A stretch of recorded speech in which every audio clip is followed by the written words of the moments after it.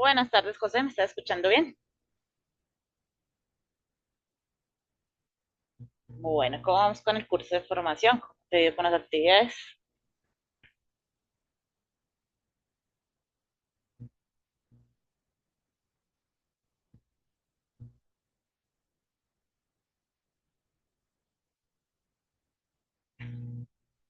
Ah, vale, la de la sesión 2 está en dos videos, ¿listo? Una parte inicial y después la parte del diseño, que es el taller como más complejo de este programa. Bueno, vamos a ir dando inicio, vamos dejando también la grabación para los demás aprendices que después vean esta sesión. Les doy la bienvenida a esta conferencia web de la unidad temática 3, que hace parte de seguridad en instalaciones eléctricas de nuestro curso de instalaciones eléctricas domiciliarias. El día de hoy vamos a verificar entonces aquellas dudas o inquietudes que queden respecto a la plataforma Sayuna, la retroalimentación, algunos comentarios respecto a las actividades anteriores y el desarrollo de las temáticas para esta tercera semana, que hace parte de seguridad eléctrica, tipos de riesgos eléctricos, efectos fisiológicos por contactos con la corriente eléctrica, elementos de protección personal con las características y las reglas de oro basadas en la reglamentación vigente. También vamos a verificar esas pautas para el desarrollo de ese taller número 3, que de pronto no es muy complejo, pero sí requiere de unas temáticas muy exactas para incluir dentro del folleto. Verificando el cronograma, entonces en la primera semana ya debemos haber participado en el foro temático de la electricidad. Recordemos que es el único foro calificable y dentro de él se encuentran dos preguntas. Una, la importancia de la electricidad y la otra, el uso eficiente de la energía eléctrica en las viviendas o en los lugares de trabajo. En ese caso, pues debíamos contestar a las dos preguntas. Recordemos que igual tenemos hasta el 7 de diciembre para hacer esos aportes. Con respecto al taller 1, recordemos que debemos hacer la investigación de un kit solar superior a 1000 vatios, es decir, que ustedes deben investigar en el navegador o por el medio de alguna empresa las características técnicas, cada uno de los equipos, precios y realizar una imagen a mano alzada. Entonces, en este caso, algunos aprendices han entregado este taller número 1, pero están incluyendo las imágenes de los mismos fabricantes. Entonces, la idea es que pues desarrollemos esa parte, que es la única del taller, a mano alzada, es decir, que es la única de manera autónoma. Los tres cuestionarios, recordemos que entonces se desarrollan en la misma plataforma, se califican automáticamente y tienen tres intentos de solución. Cada uno de los tres cuestionarios, pues van a encontrar ustedes esas respuestas en los materiales de lectura. Tenemos material de lectura 1, 2, 3 y 4. Para este taller número 2, que desarrollamos la semana anterior, recordemos que es el más complejo, debemos hacer el diseño del plano arquitectónico y plano eléctrico de sus viviendas, pues verificando el paso a paso. Está tanto dos videos incluidos en sesiones en línea, que es una de las carpetas en la plataforma, y también están las diapositivas con las cuales se trabajó, perdón, esa sesión, y están incluidas en donde dice material de formación 2. Dicen que el material de formación 2 se encuentra en la guía de aprendizaje, el material propio del programa de formación, la lectura de requisitos, requerimientos de una instalación eléctrica y encuentra también entonces las diapositivas para desarrollar esos planos. Recordemos entonces que aparte del diseño de los planos debemos adjuntar algunas observaciones como la cantidad de circuitos ramales, si encontramos entonces circuitos independientes para ducha y para estufa, así que de pronto tenemos estos dos artefactos y cada una de las observaciones de aquella normatividad o aquellas disposiciones de la reglamentación que se cumplen o no en esa instalación. Entonces, no solamente adjuntar el plano, como de pronto algunos aprendidos lo están haciendo, sino también desarrollar los puntos teóricos. Para esta semana número 3, que vamos del 25 de noviembre al 1 de diciembre, que es el domingo, vamos a hacer simplemente un folleto con algunas temáticas como riesgos eléctricos, prevenciones, elementos de protección personal con características técnicas. Vamos a desarrollar también las reglas de oro bajo la reglamentación y algunas disposiciones que ustedes quieran incluir para prevención de accidentes eléctricos en las viviendas. En ese caso, pues tenemos entonces una lectura en el taller 3, un pequeño caso de estudio, y de ahí pues vamos a hacer el diseño del folleto. Recordemos que los folletos deben incluir una portada, el resumen de la información, imágenes alusivas y las referencias de dónde traemos esa información. En ese caso, pues no es tan largo el trabajo, pero pues sí necesitamos que esas temáticas estén ahí incluidas.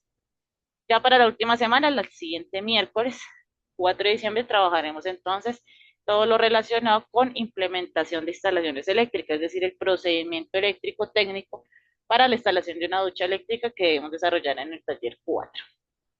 No sé ahí. Buenas tardes, Adolfo o José, si tienen alguna pregunta. Bueno, listo. Entonces vamos a ir dando inicio. Esta parte del programa de formación habla sobre seguridad en instalaciones eléctricas. ¿Qué es la seguridad en instalaciones eléctricas? Pues es el estudio del buen uso de la energía eléctrica, el mantenimiento de los sistemas tanto eléctricos como electrónicos, ya que tenemos dispositivos también de ese tipo en las viviendas, para que sean seguros para los usuarios que los manipulan. En la diapositiva, pues verificamos algunos de los riesgos eléctricos presentes, como arcos eléctricos, sobrecargas, contactos tanto directos como indirectos, cortocircuitos, rayos. Tenemos equipos defectuosos tal vez en la vivienda, ausencia de electricidad, que ya vamos a verificar por qué hace parte de los riesgos eléctricos, zonas de servidumbre, instancias de seguridad, faltas de eficiencia en señalización y puesta a tierra, que tal vez estas últimas cuatro imágenes, de la 12 a la 15, pues sean más para aquellas personas que están directamente en el campo.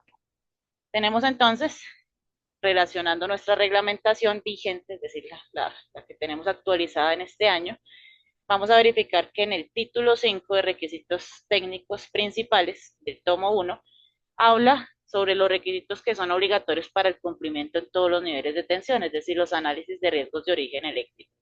En esta parte del reglamento, pues tiene como objetivo principal crear conciencia sobre los riesgos en los lugares donde se usa la electricidad, teniendo en cuenta pues que el uso de esta energía trae consigo accidentes por contacto con elementos energizados. Entonces aquí cuando nos habla de elementos energizados, también debemos tener en cuenta que existen contactos indirectos. Entonces hablábamos también en la sesión anterior que en algún momento nosotros encontramos dispositivos o artefactos que requieren mantenimiento en la vivienda, que de pronto ya tiene un tiempo de uso bastante largo o que de pronto no le hemos dado ese buen uso o no contempla un sistema de puesta a tierra apropiado. En ese caso, cuando no tiene de pronto las protecciones adecuadas, la energía eléctrica pues puede estar circulando por el chasis, como lo vemos acá en la imagen a mano derecha, o por la carcasa. Es decir, que aquí ya no hablaríamos de contacto directo, sino contacto indirecto. Algunas partes que no son propias del circuito reflejan como tal unas descargas eléctricas para los usuarios. De allí, en otro entonces debemos contemplar siempre lo que me indica la reglamentación. En este caso, pues son protecciones adecuadas y los sistemas de puesta a tierra. Existen unos efectos fisiológicos que se producen por el paso de la corriente eléctrica. En ese caso, pues nosotros tenemos unos niveles de intensidad o de corriente como de 0 a 0.5 miliamperios, es decir, corrientes muy bajas, en donde no se van a observar sensaciones, ya que el umbral de percepción de la corriente está sobre los 0.5 miliamperios hacia arriba. De 0.5 a 10 miliamperios, estamos hablando de dispositivos electrónicos. Tal vez se puedan producir calambres, reflejos musculares, además que la persona no pueda soltarse el punto de contacto si este llega a los 10 miliamperios. De 10 miliamperios a 25 miliamperios pues, se van a producir contracciones musculares, se pueden endurecer las extremidades y por ende van a existir dificultades para soltarse el punto de contacto, aumento de la presión arterial y dificultades respiratorias. 25 a 40 miliamperios, también algunos artefactos de tipo electrónico. Se produce, entonces en este caso, una fuerte tetanización, o lo que llamamos contracción muscular, irregularidades cardíacas, quemaduras, y si la persona supera los 4 segundos de contacto con la energía eléctrica, pues puede llegar a sufrir asfixia. De 40 a 100 miliamperios, pues se van a producir los mismos efectos anteriores, pero más intensos y graves, de fibrilación o temblor incontrolable y fallas cardíacas. Menores a un amperio, estamos hablando todavía de algunos artefactos de bajo consumo. Hablamos entonces de fibrilación, paro cardíaco, quemaduras graves y se presenta un algo alto riesgo de muerte. De 1 a 5 amperios o más, que es digamos que en los niveles de corriente en los que estamos expuestos en las viviendas, pues hablamos que se puede producir paro cardíaco y una mayor probabilidad de muerte. Entonces, estos efectos fisiológicos van a depender de los valores de la intensidad de corriente eléctrica, de la resistencia corporal que cada uno contemplamos o tenemos, frecuencia de la red, si estamos hablando de corriente alterna, y el tiempo de contacto, tiempo de exposición que tenemos de pronto en un punto de contacto directo. En ese caso no podemos decir que de pronto Adolfo o José van a sufrir las mismas consecuencias si de pronto sufren una descarga de 1 amperio, porque pues de allí tendríamos que empezar a revisar la resistencia corporal de cada uno de ellos, si es en corriente alterna o en corriente directa y el tiempo de exposición. ¿Qué podemos llegar de pronto a hacer? en caso de accidente eléctrico, aunque a veces se vea un poco irrisorio, pues vamos a llamar a las líneas de emergencia, no vamos a acercarnos a más de 6 metros y no vamos a tocar a la persona que obviamente pues ha sufrido la descarga. Vamos, entonces, en este caso, si tenemos conocimiento de primeros auxilios, aplicarlos. Si no, no vamos a aplicar ni pomada, ni hielo, ni vendajes si no conocemos de estos primeros auxilios y no vamos a abandonar a la persona. En ocasiones, cuando alguien sufre una descarga eléctrica, pues la persona que de pronto lo está acompañando se ve afectada, de pronto entra en shock y pues en ese caso se aleja. Lo más conveniente es dirigirnos al tablero de distribución o nuestra caja de tacos y energizar el sistema, no tocar a la persona y esperar pues que alguien especializado la atienda. ¿Cómo se puede producir esos accidentes? Por de pronto un contacto accidental con cables que de pronto presentan fallas en el aislamiento, rotos o desprotegidos, manejo de aparatos eléctricos defectuosos. En ocasiones sabemos de aquellos equipos o aquellos componentes de la instalación que están presentando fallas, pero de pronto por algún caso económico o de pronto también por la misma, la falta de experiencia que tenemos como usuarios, no realizamos los debidos mantenimientos preventivos o correctivos. Entonces, en ese caso, pues podemos llegar a sufrir una descarga. Manipulación de toma corriente sin conocimientos de electricidad. Entonces, por eso al inicio de este programa de formación decíamos que los cursos de instalaciones eléctricas domiciliadas en el SENA deberían tomarla cualquier persona, no solamente aquellos aprendices que están dentro del área o que van a querer trabajar de pronto en este tipo de temáticas. Cualquiera somos usuarios de la electricidad, entonces por ende deberíamos conocer una fundamentación de cómo debemos manipular adecuadamente las instalaciones. Ahorita en época de sembrina, nosotros lo único que hacemos es conectar y conectar instalaciones, de pronto realizar fiestas y conectar equipos a una misma toma corriente, compre extensiones, compre multitomas, compre test, y pues de pronto eso no son los procedimientos adecuados, y allí pues se van a presentar muchos accidentes. En ese caso, pues las recomendaciones es obviamente conocer de pronto las temáticas básicas en el área eléctrica, conocer los riesgos, conocer las prevenciones y mantener, como varios lo dijeron en el foro temático, mantener instalaciones en buen estado. Los tipos de riesgos eléctricos que ustedes van a poder encontrar también en la reglamentación, siguen estando en la reglamentación 2024, en el RETI 2024, van a ser los arcos eléctricos o las chispas que de pronto nosotros encontramos en ocasiones en los componentes de las viviendas, que son descargas eléctricas que se forman entre dos puntos o contactos cercanos que son sometidos a voltaje, a diferencia de potencial. En ese caso, la prevención es usar materiales resistentes a arcos, mantener unas distancias de seguridad apropiadas y hacer uso de los elementos de protección personal.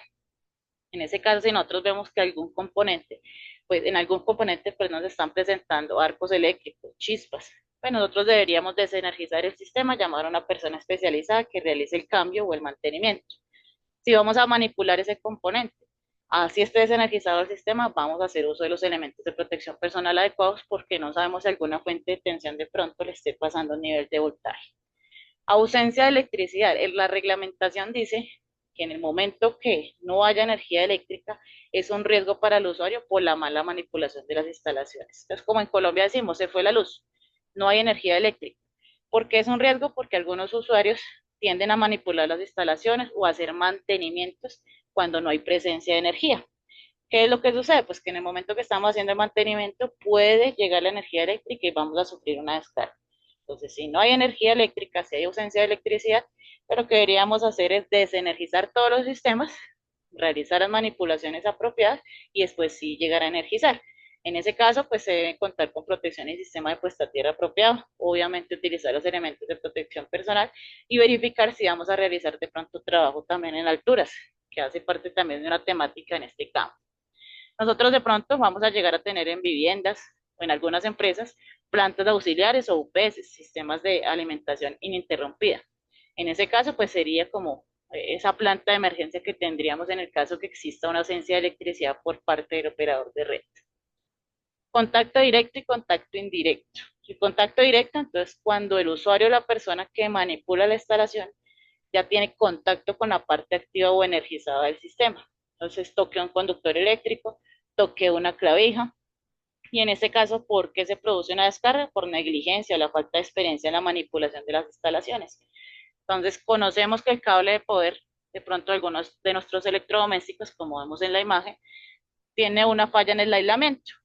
Entonces, por negligencia, de pronto por rapidez en la misma manipulación, lo toco, sufro una descarga. A eso se le llama contacto directo porque es que es un componente donde está pasando energía. Pues sabemos que el cable pues va a llevar consigo energía eléctrica, es un contacto directo. Toqué tal vez el chasis de la lavadora, toqué propiamente la carcasa de la nevera, de un horno microondas y sufrí una descarga eléctrica, es un contacto indirecto. ¿Por qué? Porque el chasis, la carcasa, toda la parte externa de un artefacto no debería llevar o no debería haber paso de energía eléctrica. Allí, ¿porque se puede llegar a producir? Por fallas en el aislamiento, como lo vemos acá, malos mantenimientos y faltas de conductor del sistema de puesta a tierra. Recordemos que hay algunos artefactos que traen el polo a tierra, entonces de allí que nosotros no lo vayamos a retirar porque precisamente nos va a servir para que en el momento que exista una corriente de fuga se vaya por este punto. Las medidas de protección, pues están ahí incluidas, sistemas de puesta a tierra apropiados, uso de los elementos de protección personal si sabemos que el artefacto electrodoméstico presenta fallas, y obviamente mantener unos mantenimientos preventivos y correctivos constantes. Entonces, si nosotros podemos realizar de pronto el cambio, el mantenimiento lo hacemos, si no, hacer una contratación. Rayos, en nuestro caso, pues nosotros estamos dentro de nuestras viviendas, pero si llega a caer un rayo directamente a uno de los transformadores, esos niveles de voltaje o de tensión se van a ir por las líneas eléctricas. En ese caso, pues esos altos niveles de tensión van a llegar a nuestros tomacorrientes o a nuestra cometida parcial. En ese caso, cuando nosotros nos dicen, oiga, están cayendo muchos rayos, que las abuelitas decían apaguen y desconecten todo, es verdad. Es decir, si nosotros no tenemos un sistema de puesta a tierra apropiado, si no tenemos de pronto unos sistemas de regulación de voltaje y el nivel de tensión en las tomas se eleva, pues puede llegar a dañar algunos artefactos que son sensibles, televisores, equipos de sonidos, computadores, si estamos cargando el celular, etcétera. En ese caso, algunas empresas ya de gran magnitud, pues ellos se cuentan con el uso de pararrayos o también de apantallamientos. En nuestro caso, pues nosotros lo que deberíamos hacer es contar con esos reguladores de niveles de tensión para aquellos equipos de tipo electrónico. Si contamos con un buen sistema de puesta a tierra, pues él es el que nos cubre contra las descargas atmosféricas. Aquí debemos también contemplar que nuestras viviendas regularmente, si es un sistema monofásico, pues va a llegar 120 voltios y un rayo puede llegar a tener hasta 100 millones de voltios. No quiere decir que los 100 millones de voltios pasen directamente al toma corriente, pero sí hay una elevación de tensión. Entonces, en ese caso, el desconectar de pronto los artefactos con una presencia de un aguacero bastante fuerte, pues es válido. No sabemos en qué estado está el sistema de puesta a tierra, no sabemos en qué estado está el artefacto, o de hecho si tiene unas protecciones apropiadas. Sobrecarga es lo que nos va a suceder bastante en diciembre. Entonces nosotros tenemos unos circuitos ramales ya ponderados en las casas. Tenemos un tablero de distribución o una caja de tacos con ciertos breakers o ciertas protecciones en donde cada una pues va a manejar ciertos artefactos o componentes. Tenemos un breaker o un taco para la ducha, tenemos un breaker para unos tomacorrientes y unas luminarias, etcétera. Esto es un diseño que ya digamos está establecido en la vivienda. Si nosotros llegamos a hacer o a conectar más artefactos, sobre todo de alto consumo, a cada uno de estos circuitos, pues se va a producir lo que llamamos sobrecarga. ¿Quién se va a activar? ¿Ustedes qué dirían si yo sobrecargo un circuito? ¿Quién es el primero que se activa para proteger cada uno de los componentes? El breaker, muy bien. Entonces, a diferencia de los rayos, que es donde deberíamos tener sistemas de puesta a tierra por elevaciones de tensión, aquí en sobrecarga vamos a tener en este caso los breakers, los tacos, interruptores automáticos, si cuentan ustedes con fusibles, cuchillas, cualquier elemento de protección contra elevaciones de corriente. Si ustedes ya realizaron el taller número 2, se dieron cuenta que los tableros de distribución van a tener protecciones con valores distintos de corriente. Entonces el primer taco decía 20 amperios, el segundo decía 30, el tercero decía 40. ¿Y eso de qué depende? De las cargas que están conectadas. En ese caso nosotros podemos seguir conectando algunas cargas a cada uno de los circuitos ramales, ¿sí? De bajo consumo. Si son de alto consumo, sí deberíamos hacer una verificación apropiada. ¿Cuáles son de alto consumo? Al menos aquellos artefactos que tienen proceso de calefacción. La secadora, las planchas, la ducha, la estufa, todo lo que sea con proceso de calefacción son considerados artefactos de alto consumo. O que dentro de su placa de características ustedes encuentren en esa etiqueta que supera los 1500 vatios. Entonces, si supera los 1500 vatios, no lo voy a conectar a un toma corriente. ¿Por qué? Porque los circuitos ramales convencionales están ponderados hasta 1500 vatios. sea que yo ya tengo conectados en esos tomas ciertos artefactos que van a llegar hasta los 1500 vatios. Y si llego a conectar una carga más o menos de ese valor, es decir, que estoy duplicando el valor con el cual está diseñado mi circuito ramal, va a tender obviamente a activarse la protección y si no está adecuada, pues van a tender a dañarse también los conductores o los componentes que estén conectados. De allí que nos dice la reglamentación que artefactos iguales o superiores a 1500 vatios tengan su breaker solo, su taco solo. Compro una ducha de 3500, le pongo su breaker solo. Compro un calentador o una estufa de 1700 vatios. Entonces artefacto de alto consumo le coloco un taco con breaker independiente y obviamente también calibro los conductores a ese valor de intensidad. Cortocircuito también lo podemos de pronto llegar a ver bastante.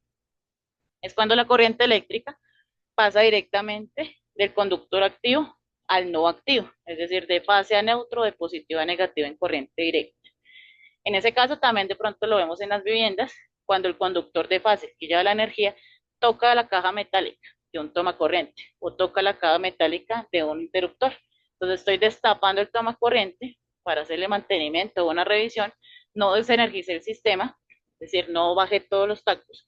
Y en ese caso, pues el conductor de fase va a tocar una parte de la instalación que puede ser el neutro, la tierra, los mismos chasis. Ahí se va a producir un cortocircuito. Pues vamos a usar entonces protecciones automáticas adecuadas, mantener buenos artefactos y realizar unas inspecciones constantes de la instalación. Sabemos que hay viviendas que llevan muchísimos años con instalación eléctrica, pero como vemos que las tomas y las luminarias están funcionando adecuadamente, pues nunca le realizamos un mantenimiento preventivo. No sabemos en qué momento se produzca una falla y tal vez un incendio. Entonces, en ese caso, unas inspecciones visuales nos servirían a nosotros como usuarios. Para las personas que están en campo, tenemos entonces riesgos de sobretensión de paso o de contacto. En este caso, pues es cuando la tensión de la instalación eléctrica pasa directamente al personal por violaciones de las distancias de seguridad, de pronto por corrientes de falla, faltas de sistema de puesta a tierra, o en el caso de pronto más aterrizado, la persona que está trabajando, ejemplo, dentro de una electrificadora, no cumple los elementos de protección personal adecuados, no da como esa precaución o no tiene esa precaución de la señalización que está presente y las distancias de seguridad, toca algún componente y pues sufre obviamente una descarga que va a ser muchísimo mayor a la de una vivienda. En ese caso, pues tenemos las capacitaciones, tenemos los elementos de protección personal apropiados, buena señalización y sistemas de bloqueo para que el personal que no está autorizado pues no se vincule directamente a esos espacios donde tiene unos niveles de tensión también en media, tal vez en media o en alta tensión. No sé si estaban preguntas antes de iniciar con elementos de protección personal o vamos bien.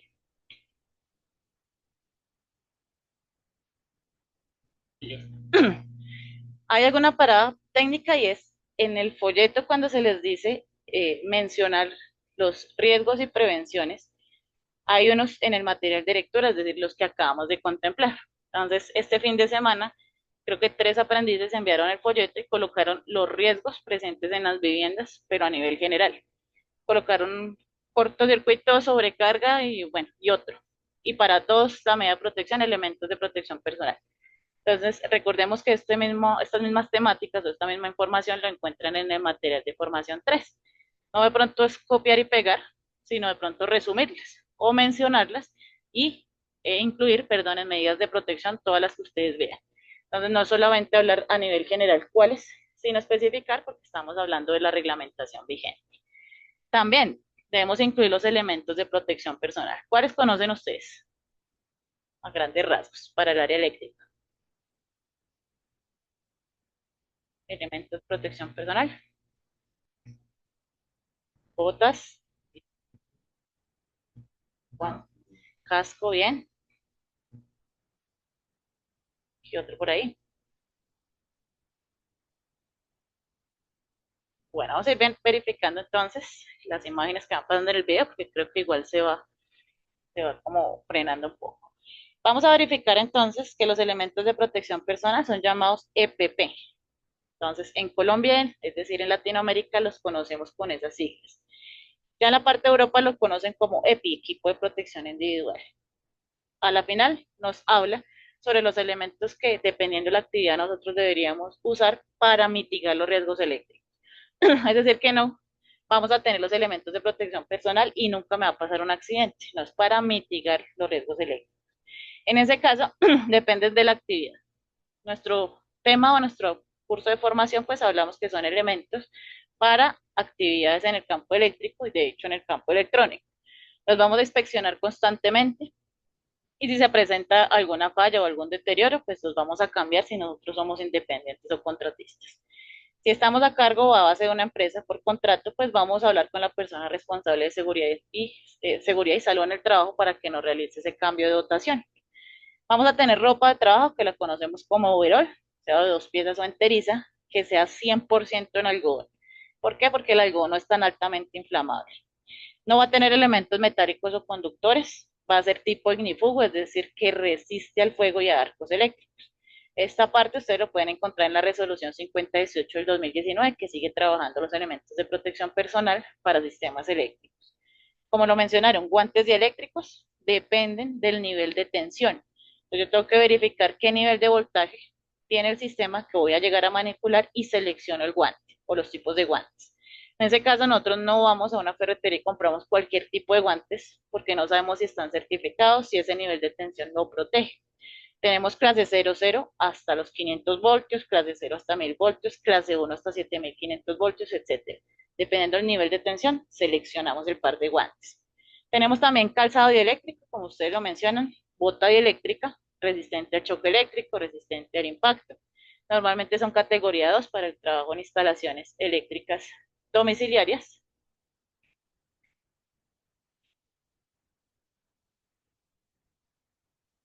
Perdón, creo que no está viendo mi pantalla, no. Ya, déjame un segundo porque el video se salió.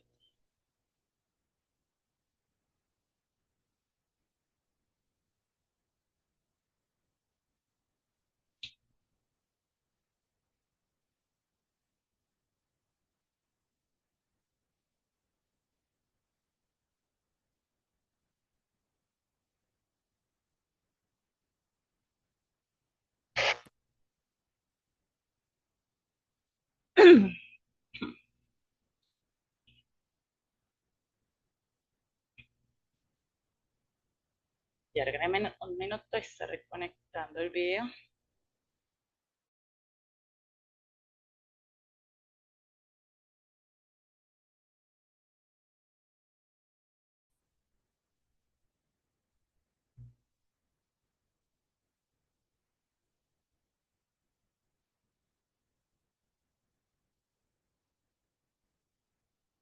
Porque ya se está viendo en la pantalla, igual ustedes me confirman. Gracias. Bueno, a continuar por acá, adelantarlo un poco. Hablamos después de calzado dieléctrico, entonces también de la parte de protección facial. En este caso, cuando hablamos de protección facial, pues tenemos entonces escafandra o capucha 100% en algodón, mientras vuelvo atrás el video, sin elementos metálicos y lo encontramos en la NTC 1671. Hablamos también de gafas de seguridad eléctrica que pronto ustedes estaban mencionando ahorita y de pantallas faciales que sean contra arcos eléctricos con espesor mínimo de 1.2 milímetros. En este caso, tanto las gafas de seguridad como la protección facial, tiene problemas de video, tanto las gafas, perdón, como la protección facial, pues debe ser con, digamos que esa característica técnica que sea antiempañante. Les pregunto a ustedes, cascos dieléctricos, ¿será que los cascos dieléctricos son necesarios utilizarlos en cualquier tipo de actividad eléctrica o en las viviendas no?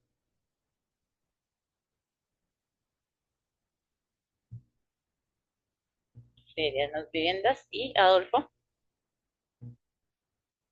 en todos, listo. Entonces la recomendación, basándonos también en la NTC 2050, es que nosotros utilicemos los elementos de protección personal completos, estemos trabajando con energía o sin energía y estemos en una actividad pronto mucho menor o de menor tensión que otra. Entonces, en este caso, cuando hablamos en las viviendas, si nosotros llegamos a tocar con la cabeza tal vez algún extremo donde haya un punto de contacto, perdón, con energía, pues podemos llegar a sufrir un accidente. Si vamos a hacer la instalación de una ducha eléctrica, entonces en ese caso deberíamos contemplar también el casco. Entonces el casco lo vamos a utilizar siempre contra choques de impactos Dependiendo también los niveles de tensión, seleccionamos la categoría, como por ejemplo categoría 3 para soportar hasta los 1000 voltios. Y todo esto está en la NTC 1523. Si estamos trabajando en campo, es decir, estamos de pronto realizando una instalación eléctrica de tipo comercial o de pronto también domiciliaria, pero hasta ahora están construyendo las viviendas, pues necesitamos también protección auditiva y respiratoria. De pronto tal vez en una parte inicial del video, porque si de pronto se produjo ahí un pequeño corte, alcanzamos a ver también la protección de radiación solar para los trabajadores, es decir, el bloqueador solar. Entonces, en ese caso, el bloqueador solar hace parte de los elementos de protección personal si nosotros estamos trabajando en campo. Todos estos elementos, como les indicaba, pues nosotros los debemos tener a la mano y los debemos estar inspeccionando. En el caso, por ejemplo, y algunos de ellos pues alcanzan a tener una vigencia de 3 años. Pero eso no quiere decir que si el fabricante o la persona que está certificando me dice que tiene una duración de 3 o 5 años, eso es lo que dura, no. Depende pues del uso que nosotros le demos y que si nosotros llegamos a hacer una inspección visual o de pronto algunas pruebas, como por ejemplo para los guantes que hacemos pruebas de porosidad, se produce alguna falla, pues debemos realizar el cambio para mitigar los accidentes. En ocasiones pues sabemos que dejamos los elementos de protección personal en la empresa y nos vamos a la casa. Entonces, muy poco aseo o muy poco un proceso de higiene les hacemos. Entonces, hay overoles de trabajadores que llevan 6 meses y nunca los han lavado. Y pues siempre digamos que las cosas como los dejan directamente en la empresa, no se los llevan a la casa para hacer, digamos que esa limpieza. Cuando nosotros le hacemos limpiezas a los elementos de protección personal es cuando encontramos esas fallas. En el caso de las reglas de oro para electricistas, ustedes en el taller encuentran una parte que dice, describa las 5 reglas de oro para electricistas. En el RETI 2013 o 2013 aparecía de esa manera, 5 reglas de oro. Ahora solo les aparece así, reglas de oro para electricistas. ¿Qué es que cuántas son? Sí, sí siguen apareciendo las 5 más una sexta que ya vamos a mencionar, pero siguen apareciendo, digamos, las 5 principales para un trabajo desenergizado. Estas reglas de oro la van a encontrar en el tomo 3. Recordemos que la reglamentación está dividida en los 4 tomos, más los anexos, y el tomo 3 es el que yo recomiendo. Entonces colocan RETIA 2024 en Google, les aparecen los 5 libritos y ustedes pues pueden descargar el tomo 3, que es todo lo que hace parte de componentes, procedimientos, certificaciones también hace parte también de ahí, tableros de distribución, etcétera. Ahí para instalaciones eléctricas domiciliarias y también para la parte comercial e industrial. En el tomo 3, en la página 51, encontramos las reglas de oro RETI. Estas pues las vemos acá en pantalla. Ejecutar el corte visible o efectivo de todas las fuentes de tensión. Segunda, condenar o bloquear, si es posible, los aparatos de corte. Tercera, verificar ausencia de tensión en cada una de las fases. Cuarta, puesta a tierra en cortocircuito de todos los conductores que puedan ser energizados. La quinta, señalizar la instalación a intervenir o delimitar la zona de trabajo. Y allá aparece en la reglamentación ahora una F, que habla sobre señalizar las vías, si estoy trabajando en vías, en carreteras, en ambos lados, cuando de pronto no se permite el bloqueo de tránsito para la realización del trabajo. No aparece como sexta regla de oro, sino como una recomendación. Ahora aparece como A, B, C, D, E y esa F que tenemos en la parte de vías. Pero ¿cómo las vamos entonces a aplicar en nuestro cuarto taller y cómo las voy a describir en el folleto del taller 3? Pues miremosla con un ejercicio aplicable. Nosotros vamos a hacer la instalación de una ducha eléctrica. Entonces, en este momento, ustedes en sus viviendas tal vez tienen ese baño en el segundo piso, necesita la instalación o el mantenimiento o el cambio de una ducha eléctrica. Lo primero que me dice entonces la reglamentación, pues nuestra primera regla de oro, es efectuar el corte visible o efectivo de todas las fuentes de tensión. Si a ustedes se les dice como electricistas, ejecute el corte visible de la energía eléctrica, ¿cómo lo harían? Si voy a hacer la instalación de esa ducha.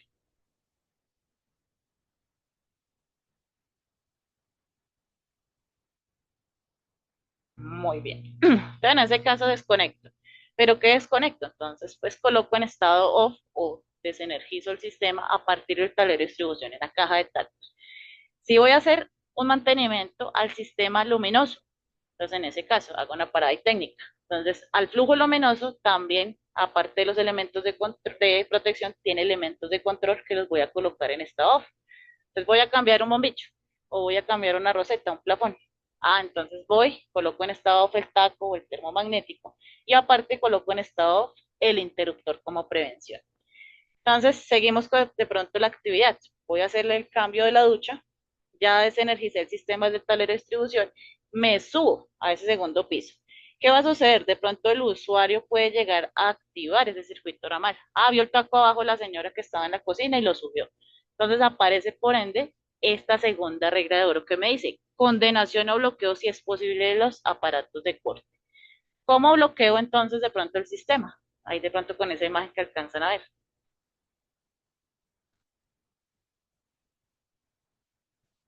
¿Cómo bloquearían ustedes para que un usuario, un compañero, algún familiar no vaya a subir ese tacto, ese break, que no vaya a energizar el sistema porque ustedes están haciendo una actividad eléctrica?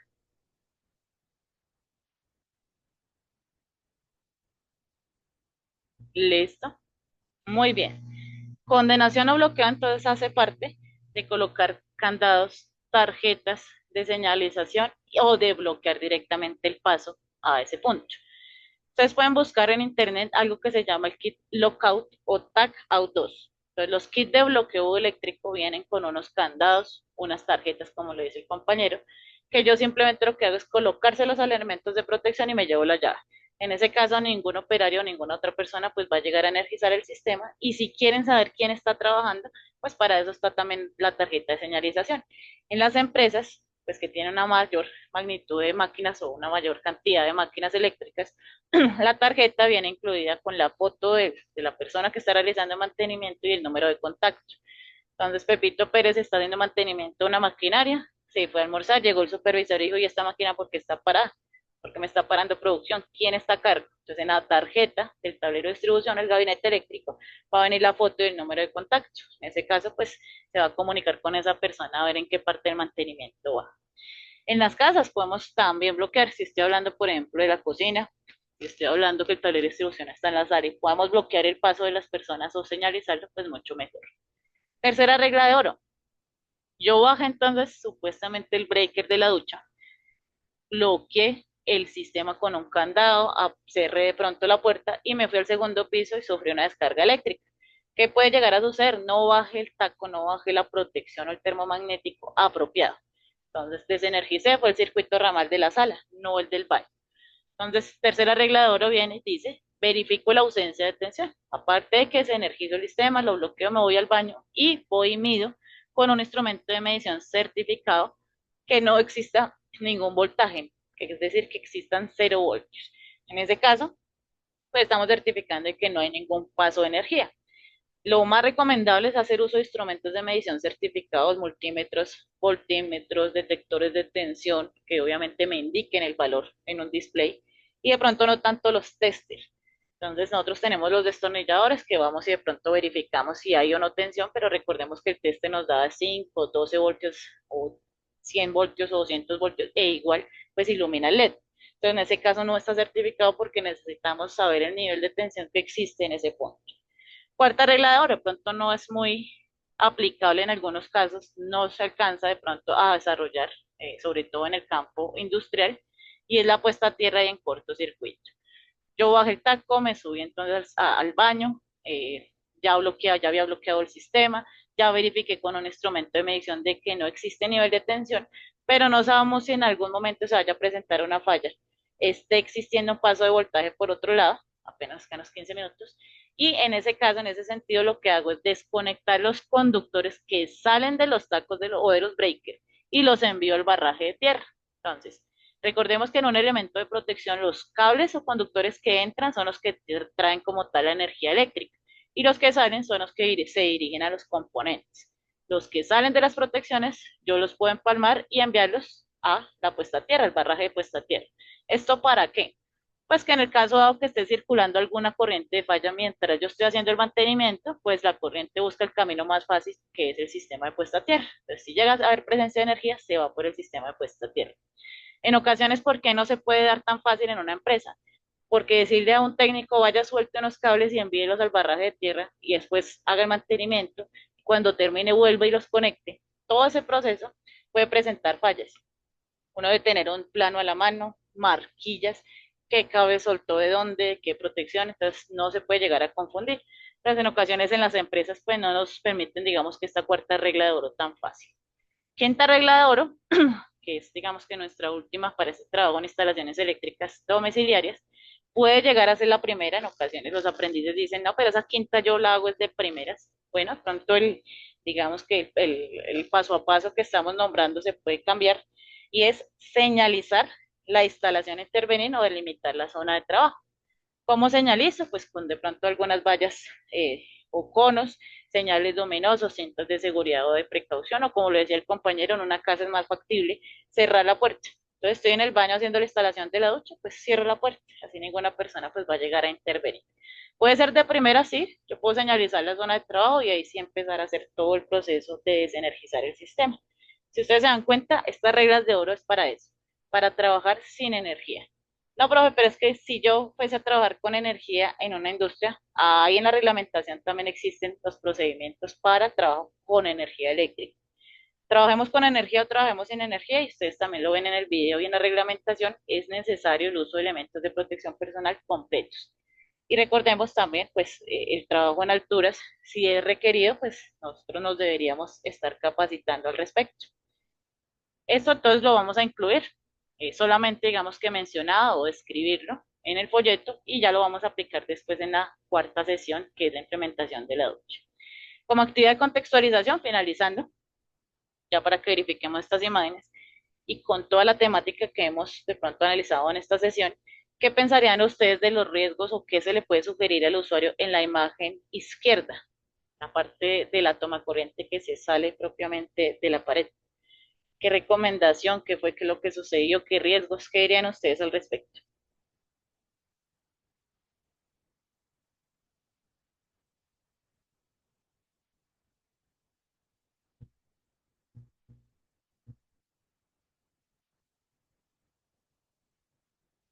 Perfecto, listo. ¿Qué riesgos de pronto vemos?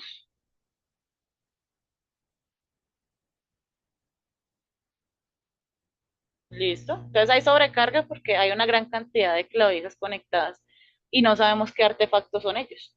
La toma corriente por el mismo peso de las clavijas se sale, y eso que estaba empotrada en su caja, se sale del punto, lo que puede llegar a producir cortocircuitos si los conductores pues llegan a tocar la misma caja o se llegan a tocar entre ellos, fase neutro, fase tierra. En ese caso, para recomendación, como lo dice Adolfo, es colocar estos artefactos en distintos circuitos ramales o en distintas tomas corrientes. Y ojalá, si son de calefacción, como les indicaba, pues conectarlo solo mientras lo uses sin más artefactos al mismo tiempo. En la parte derecha, la imagen del niño. ¿Qué recomendación se le podría dar a ese usuario?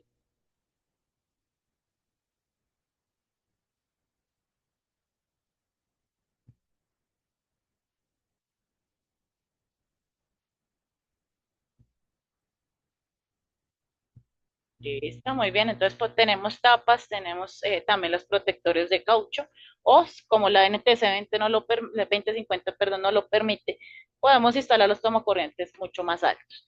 En el caso de que ya tengamos los tomacorrientes a esa altura y son un peligro para los niños, en ese caso podemos colocar entonces algún mueble, un sofá o un gabinete en donde no permita el paso propio del niño y tampoco se llegue de pronto a afectar la clavija y el conductor eléctrico.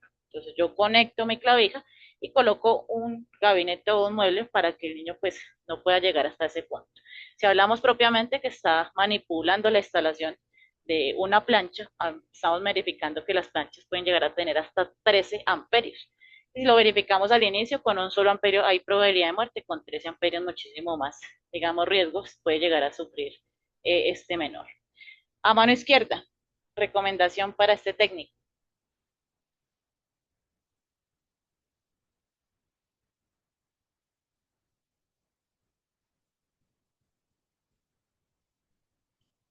Listo, muy bien. Lo primero es eso. Si estamos en una empresa, lo primero que nos van a decir dónde están sus elementos de protección personal. Segunda recomendación, está trabajando con energía, es decir, vemos que los elementos de protección, tanto el totalizador como vemos de pronto esta pacha, están energizados, están en la parte activa. En ese caso está trabajando con energía eléctrica y no sabemos también si la herramienta está certificada o debidamente aislada. Vemos conductores amarillo, azul y rojo. Recordemos que estos colores de la bandera quieren decir que son tres fases, es decir, tres conductores con energía. No sé si se alcanza a verificar muy bien, en la parte de la mano tiene un anillo. Recordemos también que nosotros no debemos tener ningún elemento conductor mientras hacemos manipulación. A mano derecha,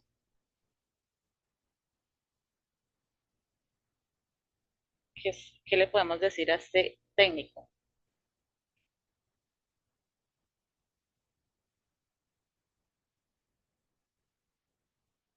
Muy bien.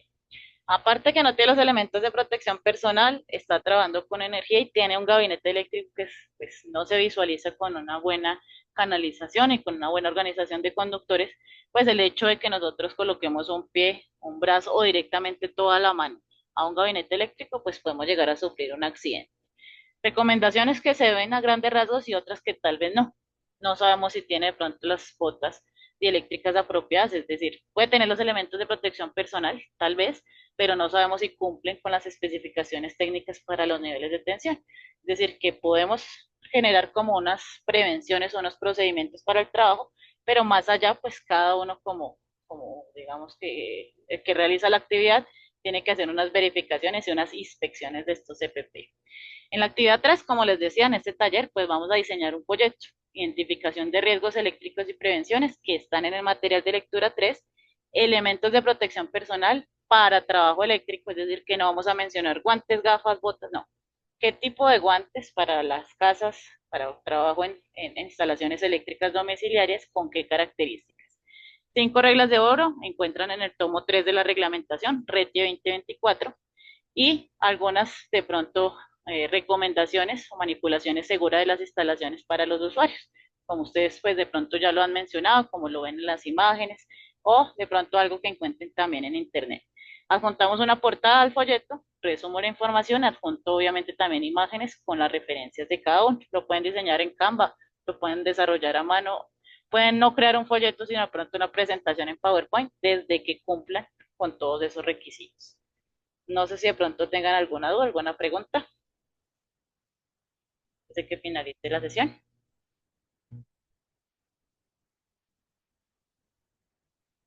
¿Listo? Bueno, entonces muchísimas gracias Adolfo y José. Estoy pendiente también del desarrollo de la actividad 2, que de pronto algunos aprendices pues están pendientes de ello. Muchísimas gracias, nos encontramos dentro de 8 desde entonces para nuestra última sesión sobre implementación de instalaciones eléctricas domiciliarias. Una feliz tarde, Adolfo y José. Hasta luego. Bueno, hasta luego.